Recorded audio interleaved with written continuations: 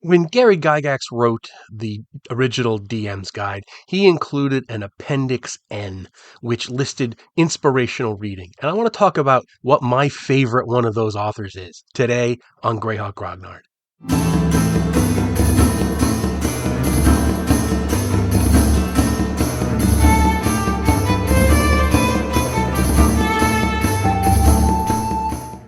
And before we get started, just a reminder that this is a collaboration video with Joe the Lawyer and Eric Tenkar of Tenkar's Tavern. If you're watching my video on one of their channels, please do like and subscribe to me. And if you're going to watch one of their videos on my channel, please do the same for them. Now, on with the show. So, looking in my well-worn copy of the original DM's guide, mine stops after Appendix N, by the way, and later editions had more appendices, but mine stops at N. And it gives the inspirational and educational reading, which is a great thing. I don't think any game before that had ever done anything like that. Some war games probably did, but anyway, when you look at the list of inspirational reading and the authors that are listed, it is just a perfect encapsulation of the major fantasy authors as of the early 1970s. So you've got Edgar Rice Burroughs, Lynn Carter, L. Sprague de Camp, August Derleth, Robert E. Howard, Fritz Leiber, Michael Moorcock, Fred Saberhagen, J.R.R. Tolkien, Jack Vance, Roger Zelazny, just all these great authors that I grew up reading when I was a kid, thanks in large part to the Science Fiction Book Club. But the one that's on here is probably my favorite of the bunch, and it's a close tie between Robert E. Howard, Tolkien, and H.P. Lovecraft. H.P. Lovecraft wrote in the early 20th century, and he was known for his horror novels that appeared in various pulp magazines, and later on they were collected in books and novels and so forth, and they just re-exploded in the 1960s when they were rediscovered. I remember seeing the ads for this series of paperbacks in the back of Famous Monsters of Filmland magazine, with the weird covers, and the guy's face is melting and one's turned into a rat and stuff. And this is kind of an encapsulation of those ones. I have them on the shelves. But H.P. Lovecraft to me is just not only a very effective writer. No, I'm not going to say a great writer, because from a technical standpoint, he leans more into evocative prose than really grand prose, great prose.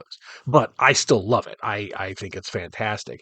And and he was just so influential on a lot of the other authors of his day, because back in the 20s and 30s, they all these authors that wrote for these pulp magazines, they would be talking to each other. They didn't care if another author used one of their ideas or names or stuff, so that you would see mythos type stuff in a Conan story, for example. August Derleth would take a lot of uh, t- uh, Lovecraft stuff and run with it take it in a different direction.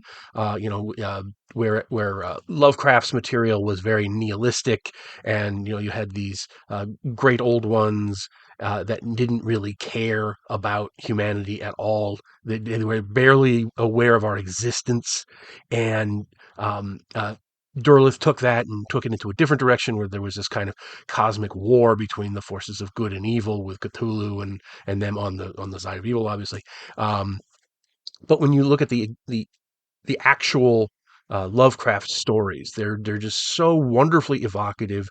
He is a master at establishing mood and using archaisms to establish a kind of tone of tired exhaustedness in times.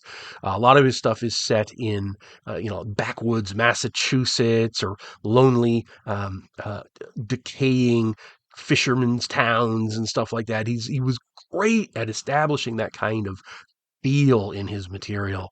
And you get stories like The Shadow over Innsmouth, the Haunter in the Dark, The Thing on the Doorstep. Just so great, amazing things. And obviously the Call of Cthulhu.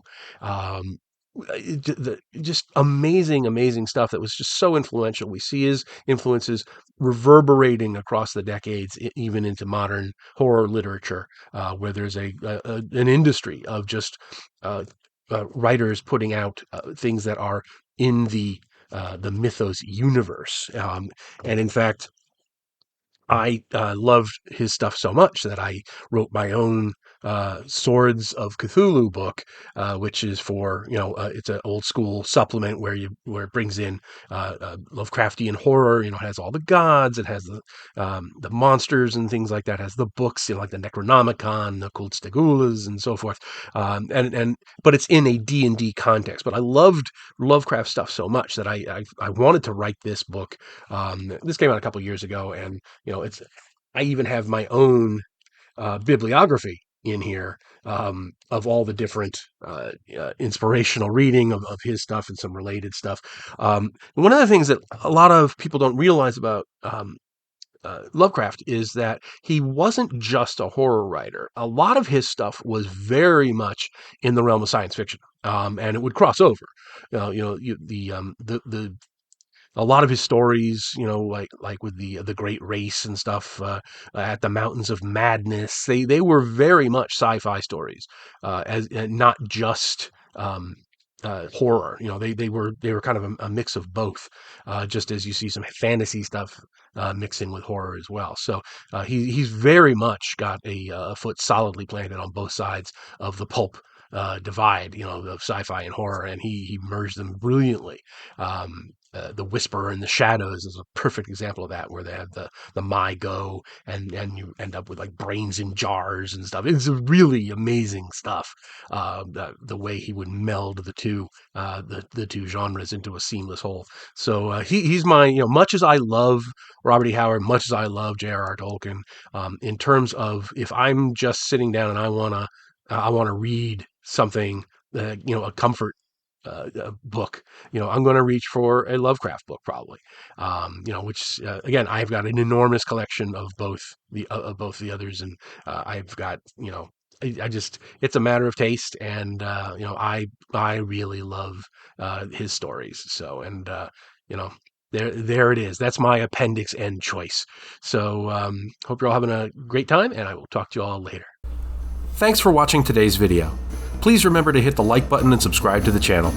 Below you'll find links to my Patreon, which helps make these videos possible. You'll also find the web store where you can buy my books, and my blog where you'll find all sorts of free downloads and other articles. Thanks, and have a great day.